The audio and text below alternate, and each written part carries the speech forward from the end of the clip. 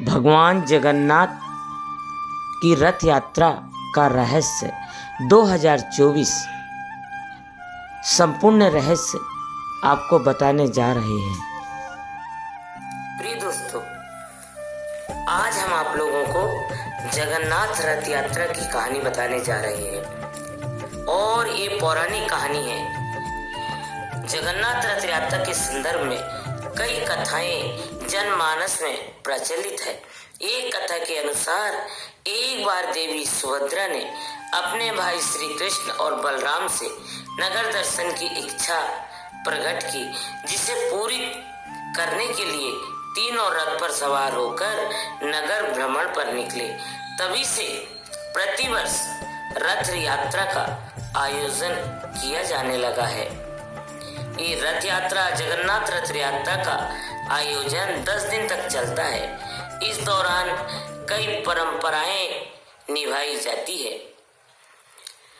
भगवान जगन्नाथ इस यात्रा के निकलने के पीछे और भी मान्यताएं हैं। इस दिन भगवान श्री कृष्ण के अवतार के रूप से भगवान जगन्नाथ अपने बड़े भाई बलराम के साथ बहन सुभद्रा को नगर घुमाने के लिए ले जाते हैं। ये तो आपने सुना ही। और इसके साथ भगवान जगन्नाथ की रथ यात्रा आषाढ़ शुक्ल द्वितीय को जगन्नाथपुरी में आरंभ होती है। इसका समापन 10वीं तिथि को होता है। इस साल जगन्नाथ रथ यात्रा 7 जुलाई 2024 से शुरू होगी और 16 जुलाई 2024 को ये जगन्नाथ यात्रा खत्म होगी। माना जाता है कि जगन्नाथ के अंदर क्या है। माना जाता है कि उनका दिल भगवान जगन्नाथ मूर्ति के अंदर है और वह आज भी धड़कता है। हर 12 साल बाद जगन्नाथ मंदिर में भगवान जगन्नाथ, बलभद्र और उनकी बहन सुभद्रा की मूर्ति को बदला जाता है। जब भी इन मूर्तियों को बदला जाता है उस समय पूरे शहर की बिजली बंद कर दी जाती है। पुराने समय में पुरी के एक राजा थे, इंद्रघुम्न। एक बार राजा के सपने में भगवान जगन्नाथ जी प्रकट हुए। भगवान ने राजा से कहा था कि पास में समुद्र, बड़ी लकड़ियां बह रही है, उन लकड़ियों से हमारी 3 मूर्ति बनाओ। और उन्होंने इस 3 मूर्ति बनाकर भगवान जगन्नाथ की स्थापना की। रथ यात्रा के पावन अवसर पर भी सभी को बहुत बहुत हार्दिक शुभकामनाएं। भगवान जगन्नाथ की कृपा से यह 3 दिन सभी के लिए शांति, सौंदर्य और समृद्धि लेकर आए। भगवान जगन्नाथ आपके जीवन में सफलता, समृद्धि और खुशियों के बेहतरीन रंग लेकर आए। आपको और आपके परिवार को रथ यात्रा की बहुत बहुत शुभकामनाएं। जगन्नाथ मंदिर स्नान यात्रा के बाद बंद हो जाता है और रथ यात्रा के दिन फिर से खुलता है। आमतौर पर रथ यात्रा से पहले मंदिर 15 दिनों के लिए बंद रहता है, लेकिन इस साल यह 14 दिनों के लिए बंद था। गूगल पर रथ यात्रा की तारीख खोजें। मंदिर हर दिन खुला रहता है, लेकिन अगर आप दर्शन करना चाहते हैं तो ये उस पर निर्भर करता है। और भगवान जगन्नाथ की इच्छा को पूरी करते हैं। फिर से गंगा जल छिड़कते हैं, कपूर जलाते हैं, आरती करते हैं और भगवान जगन्नाथ की पूजा करते हैं। भगवान जगन्नाथ बड़े ही दयालु है। वो हर भक्तों की मनोकामना को सिद्ध करते हैं और उनसे किसी का दर्द नहीं देखा जाता, इसलिए वे उनकी सभी इच्छाओं को पूरा करते हैं। भगवान जगन्नाथ के दर पे जो भी जाता है वो कभी खाली नहीं आता। भगवान बहुत ही भोले हैं। भगवान जगन्नाथ सबसे दयालु देवता है और वो भरपूर अपने भक्तों पर अपना सब कुछ देते हैं। जो जिसकी मनोकामना रहती है, भगवान जगन्नाथ उनकी पूरी मनोकामना को करते हैं। एक बार जगन्नाथ मंदिर जरूर जाएं और भगवान के चरणों में जाकर अपना सर झुकाएं और जो भी मनोकामना है वो आप उनसे जरूर बोलें।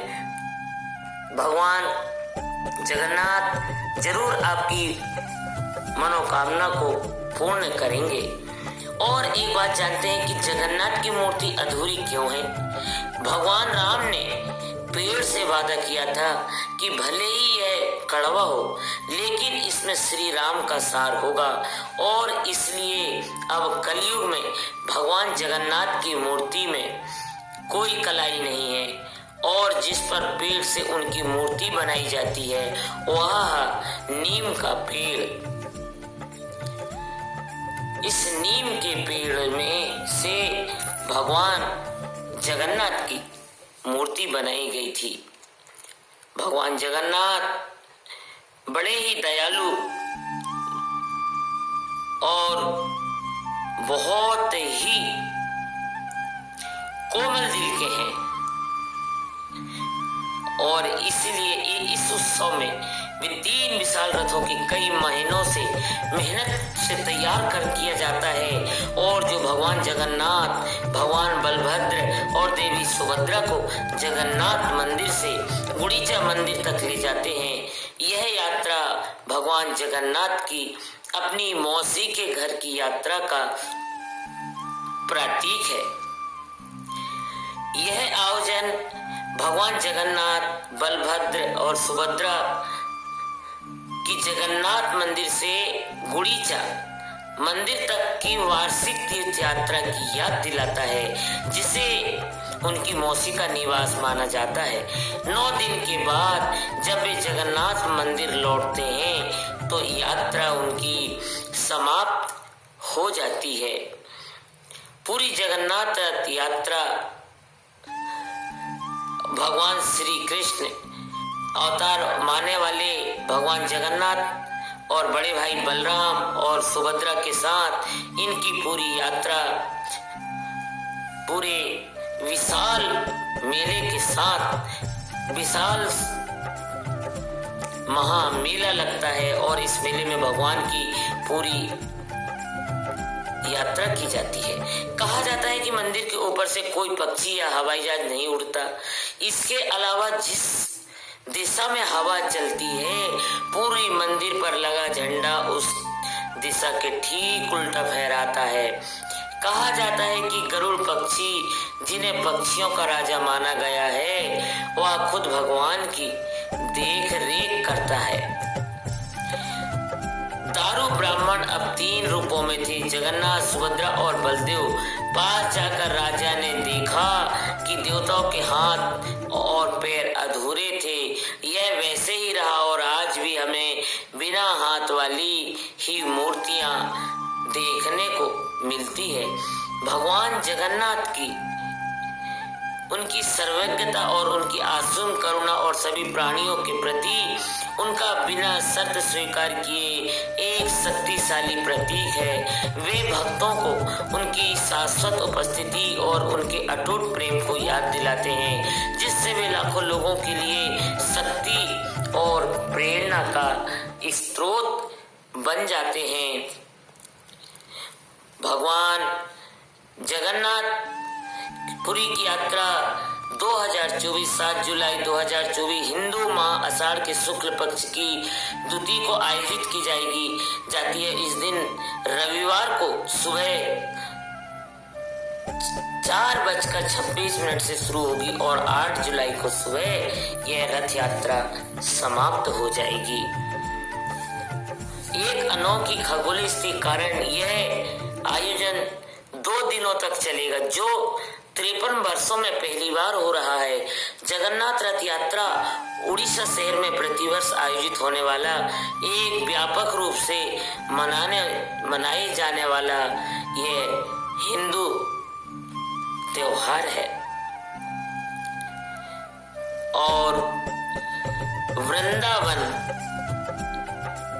वृंदावन में भी भगवान जगन्नाथ का यात्रा निकाली जाती है। सालवेगा का दिल टूट गया और भगवान के दर्शन के लिए, एक बार की बात है, सालवेगा का दिल टूट गया और वह भगवान के दर्शन के लिए इतनी दूर से आया था और अब उसे वापस भेजा जा रहा था। उसने भगवान जगन्नाथ से प्रार्थना की कि उसे दर्शन दे और भगवान ने चमत्कारिक रूप से उनकी प्रार्थना सुन ली। भगवान जगन्नाथ को ले जा रहा रथ बीच रास्ते में ही रुक गया था। इस तरह भगवान जगन्नाथ बड़े ही दयालु हैं और इनके पीछे का एक कारण यह भी है कि सूर्य की किरणें मंदिर से टकराकर मंदिर पर ही परछाई बनती है। मंदिर के ढांचे पर ही परछाई बनने के कारण वह जमीन तक नहीं पहुंचती और न ही यह नजर आती है। कृष्ण का हृदय भी अभी भी जगन्नाथपुरी मंदिर के अंदर है। आप जानते हैं कि जगन्नाथपुरी मंदिर के बारे में जाना जाता है कि वह स्थान जहां भगवान कृष्ण का हृदय धड़कता है। ऐसा माना जाता है कि यह पवित्र निवास भगवान जगन्नाथ को समर्पित है, जो भगवान कृष्ण का एक रूप है। यह भगवान जगन्नाथ के साथ उनके भाई बलभद्र और सुभद्रा की पूजा की जाती है। रथ यात्रा के दौरान महाप्रसाद भी बांटा जाता है।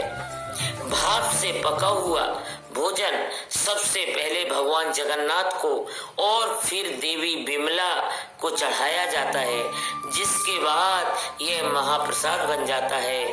इस महाप्रसाद को सभी जाति और धर्म के लोग बिना किसी भेदभाव के स्वतंत्र रूप से ग्रहण करते हैं। कहा जाता है कि भगवान जगन्नाथ का यह भात, जिसकी कहावत है जगन्नाथ का भात और जग फैलाए हाथ, इस तरह से भगवान जगन्नाथ बलभद्र और सुभद्रा की जगन्नाथ मंदिर में बहुत ही अच्छी तरह से पूजा की जाती है और भगवान जगन्नाथ को मनाया जाता है। भगवान जगन्नाथ आमतौर पर इन दिन समय हवा समुद्र से जमीन की ओर बहती है और शाम को इसके विपरीत होती है, लेकिन पुरी में इसके विपरीत होता है। मंदिर के ऊपर पक्षी या विमान नहीं उड़ते। मुख्य गुंबद की छाया के दिन किसी भी समय अदृश्य रहती है और कई अन्य समय भी। चूंकि जगन्नाथ जी की मूर्ति की लकड़ी की बनी हुई है और उनकी क्षय होने का डर रहता है, इसलिए इन्हें हर 12 साल बाद बदला जाता है। चूंकि ये मूर्तियां नीम की लकड़ी से बनाई जाती है और उनके जल्दी खराब होने का डर होता है, इस वजह से इन्हें बार बार बदलना ठीक नहीं होता।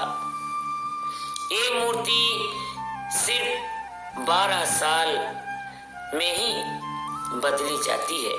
जब भी भगवान जगन्नाथ की बात करते हैं तब सबसे पहले रथ यात्रा का ही ख्याल आता है। यह रथ यात्रा वास्तव में बहुत खास होती है और इसमें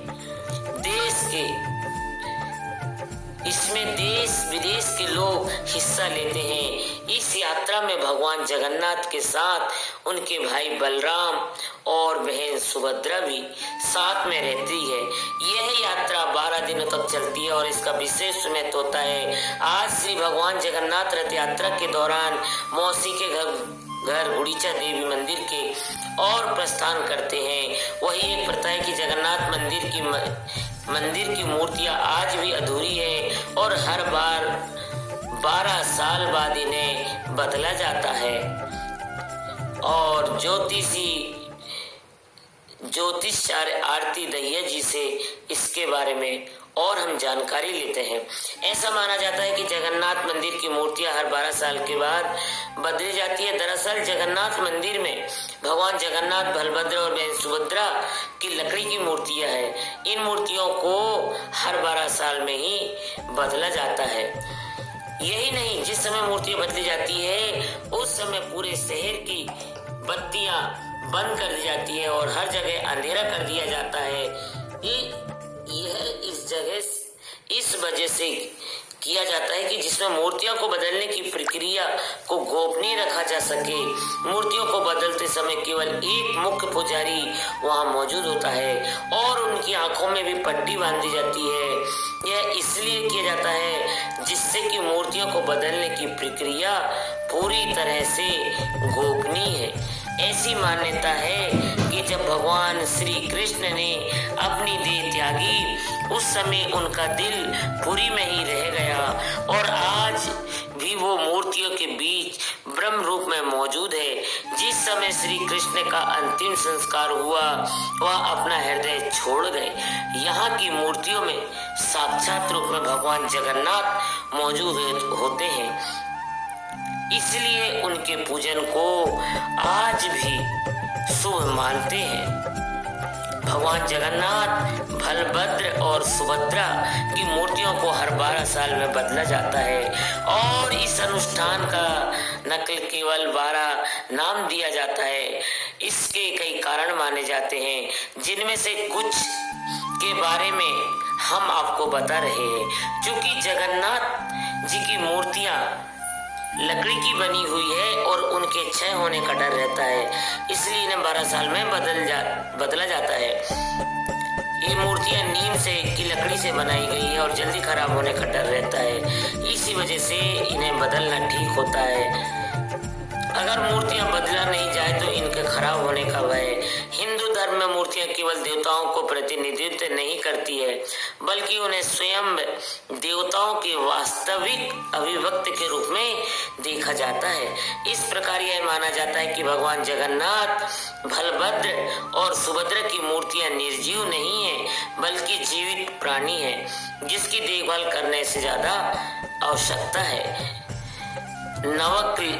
नवकलेरवारा अनुष्ठान देवताओं की ऊर्जा को नवीनीकृत करने का एक तरीका है।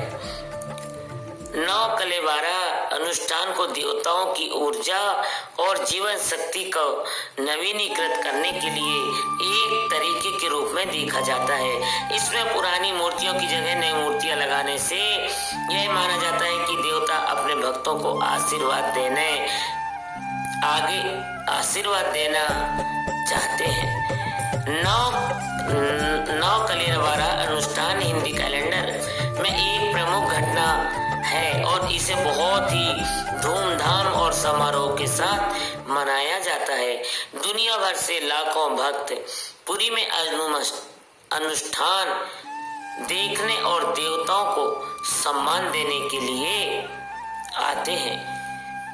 जगन्नाथ मंदिर के मुख्य पुजारी नई मूर्तियों के लिए सबसे पहले सही पेड़ों का चयन करते हैं। पेड़ नीम का ही होना चाहिए जो कम से कम 100 साल पुराना हो और उसमें किसी प्रकार का दोष न हो। इन पेड़ों को काटकर मंदिर में लाया जाता है। लकड़ी को फिर 3 देवताओं के आकार में उकेरा जाता है। फिर नई मूर्तियों के कपड़े, गहने और सजावट सामग्रियों से सजाया जाता है। पुरानी मूर्तियों को फिर कोयली बैकुंठ नामक मंदिर में एक विशेष स्थान पर ले जाया जाता है। इसके बाद पुरानी मूर्तियों को कोयली बैकुंठ में ही विसर्जित कर दिया जाता है। इसके बाद नई मूर्तियों को जगन्नाथ मंदिर के गर्भगृह में स्थापित किया जाता है और फिर भक्तों द्वारा नई मूर्तियां की पूजा की जाती है। नवकलेरवारा अनुष्ठान जीवन का नाश्वरता और नवीनीकरण का महत्व का प्रतीक है। वास्तव में जगन्नाथ मंदिर की मूर्तियों को बदलने की प्रथा काफी वर्षों से चली आ रही है और इसका विशेष महत्व है। अगर आपको यह स्टोरी अच्छी लगी हो तो इसे शेयर और लाइक जरूर करें और हमारे चैनल को सब्सक्राइब कर लें और जगन्नाथ भगवान की दया दृष्टि आप पर सदैव बनी रहे। जय हो जगन्नाथ भगवान की।